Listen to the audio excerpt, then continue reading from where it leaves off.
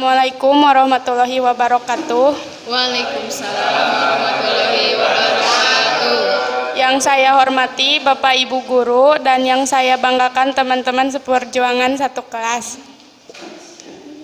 Puji syukur marilah kita panjatkan kepada Allah Subhanahu wa Ta'ala, dan sholawat serta salam semoga tetap tercurahkan kepada Nabi besar Muhammad Sallallahu Alaihi Wasallam. Adapun topik yang akan kami sampaikan pada diskusi kali ini yaitu tentang cuti pegawai. Saya Nina Agustina selaku moderator akan membimbing jalannya diskusi ini. Sebelumnya saya akan memperkenalkan anggota kelompok 2, yang dimana anggota kelompok di sebelah saya ada saudara Raihan Alwan sebagai penyaji 1.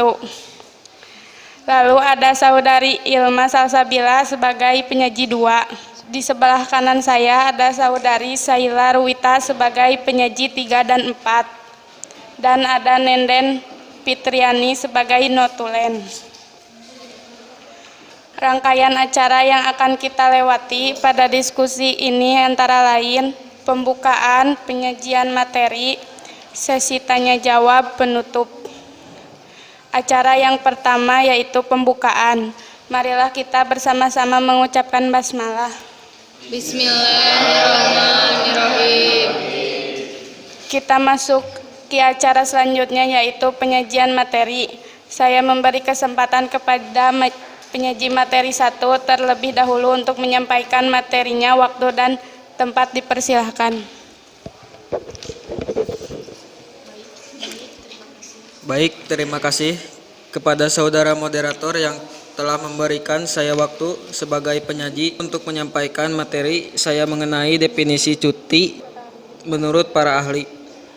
Menurut Keke Roherdi 2015, cuti adalah keadaan tidak masuk kerja yang diizinkan dalam jangka waktu tertentu. Menurut Kamus Besar Bahasa Indonesia 2007 225, dalam Eni Eka Purwanti 2010, cuti adalah meninggalkan pekerjaan beberapa waktu secara resmi untuk beristirahat.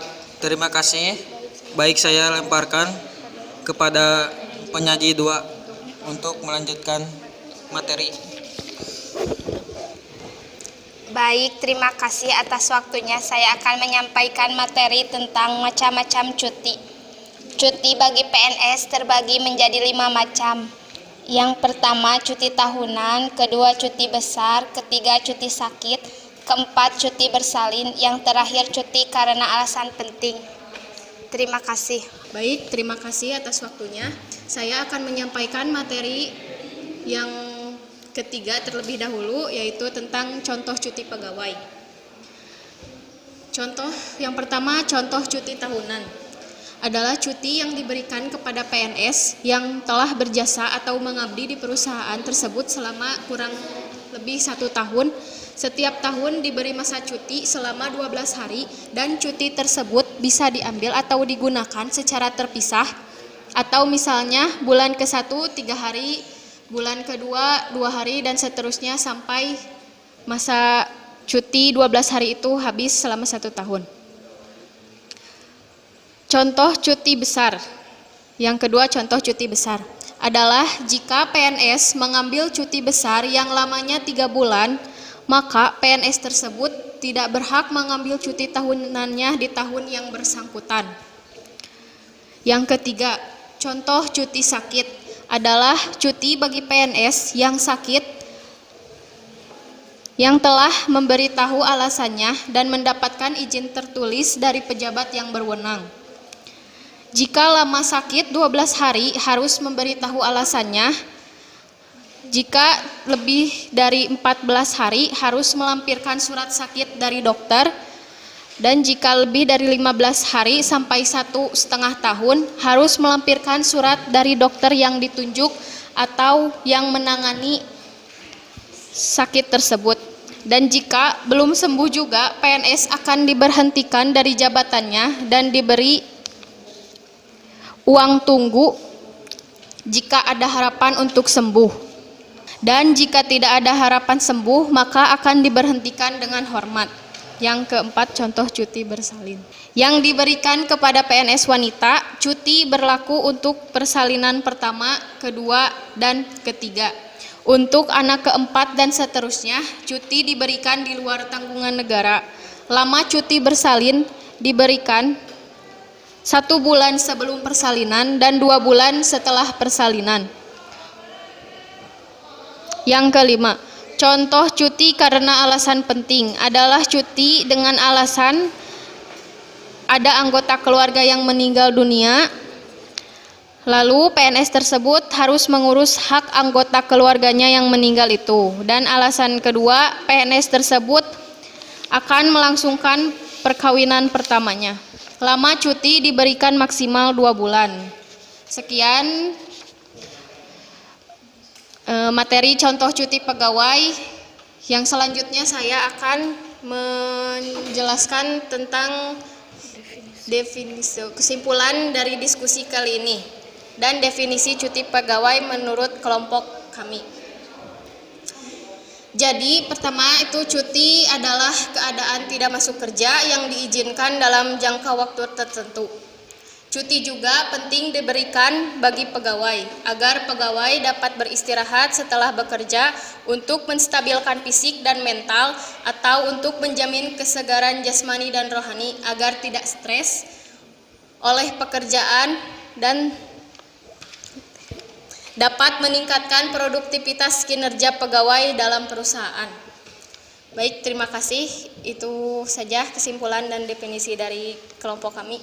Terima kasih kepada para penyaji materi yang telah menyampaikan materinya. Acara selanjutnya sesi tanya jawab. Dipersilahkan kepada teman-teman yang ingin bertanya untuk mengirimkan pertanyaannya dengan nama dan kelompok masing-masing.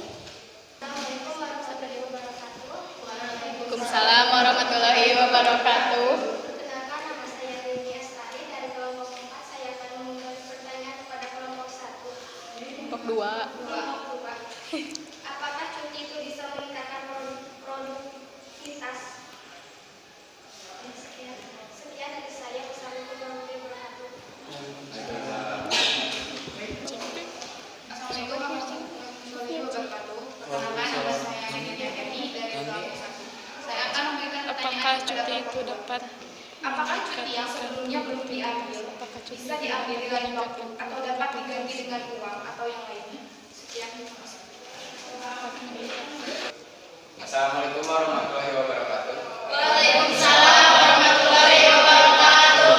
Saya dari kelompok 3 ingin menanyakan kepada kelompok 2 yaitu syarat-syarat cuti apa saja. Terima kasih. Oke, baik. Terima kasih kepada teman-teman yang telah bertanya dan saya di sini akan menjawab pertanyaan dari masing-masing kelompok. Yang pertama saya akan menjawab dari kelompok 4 terlebih dahulu. Yang pertanyaannya adalah apakah cuti itu dapat meningkatkan produktivitas? Jawabannya iya, karena jika kita terus bekerja dan tidak ada libur, apakah kalian akan nyaman? Tidak kan? Iya, makanya harus ada cuti biar kita bisa berlibur, bisa healing, bisa mempreskan otak untuk bekerja selanjutnya. Dan agar tidak stres gitu, tidak nanti namanya teh tidak stroke. Agar mental kuat, tidak lemah karena memikirkan pekerjaan yang menumpuk di suatu perusahaan tersebut. Apakah cukup? Cukup. Oke, terima kasih. Selanjutnya saya akan menjawab pertanyaan dari kelompok 1. Yang soalnya pertanyaan, apakah cuti yang sebelumnya bisa diganti di lain waktu atau diganti dengan uang? Oke, sepengetahuan kami dari kelompok, cuti yang belum diambil dari tahun tersebut bisa digantikan dengan uang dan bisa diganti di tahun berikutnya. Tapi hanya bisa setengahnya saja, seperti 6 hari atau disatukan dengan cuti di tahun tersebut menjadi 18 hari. Cukup? Cukup. Alhamdulillah. Oke, selanjutnya Saya akan menjawab pertanyaan dari kelompok 3. Pertanyaannya adalah syarat-syarat cuti. Baik, saya akan menjelaskan yang pertama terlebih dahulu adalah syarat-syarat cuti tahunan. Syarat-syaratnya yang pertama adalah pegawai yang bersangkutan telah bekerja sekurang-kurangnya 1 tahun secara terus-menerus. Syarat yang kedua adalah pegawai yang bersangkutan telah mengajukan permohonan secara tertulis kepada pejabat yang berwenang. Yang kedua, saya akan menjelaskan tentang syarat-syarat cuti besar. Yang pertama, pegawai yang bersangkutan telah bekerja sekurang-kurangnya 6 tahun terus-menerus. Yang kedua, pegawai yang bersangkutan telah mengajukan permohonan kepada pejabat yang berwenang. Yang ketiga, pegawai yang bersangkutan telah mendapatkan izin tertulis dari pejabat yang berwenang. Oke, selanjutnya saya akan menjelaskan syarat-syarat dari cuti sakit. Yang pertama adalah cuti sakit diberikan kepada PNS. Yang kedua, pegawai yang bersangkutan harus memberitahu alasannya. Yang ketiga, pegawai yang bersangkutan telah mendapat izin tertulis dari pejabat yang berwenang. Selanjutnya, saya akan menjelaskan syarat-syarat cuti bersalin. Yang pertama, cuti bersalin diberikan kepada PNS wanita. Yang kedua, cuti bersalin hanya berlaku untuk persalinan pertama, kedua, dan ketiga, seperti yang telah dijelaskan tadi oleh saya di contoh cuti pegawai. Yang terakhir, cuti karena alasan penting. Syarat-syaratnya, yang pertama, cuti ini diberikan kepada setiap PNS. Yang kedua, alasan penting yang harus dilampirkan seperti ada anggota keluarga yang meninggal atau si pegawai tersebut akan melangsungkan pernikahan. Yang ketiga, pegawai yang bersangkutan mengajukan permintaan secara tertulis kepada pejabat yang berwenang. Dan terakhir, pegawai yang bersangkutan telah mendapat izin tertulis dari pejabat yang berwenang. Terima kasih. Apakah sudah cukup? Cukup jelas dan dapat dipahami. Terima kasih. Oke, terima kasih. Pada hari ini, saya selaku moderator mohon maaf apabila ada kesalahan kata dan sikap. Akhir kata, wassalamualaikum warahmatullahi wabarakatuh. Waalaikumsalam warahmatullahi wabarakatuh.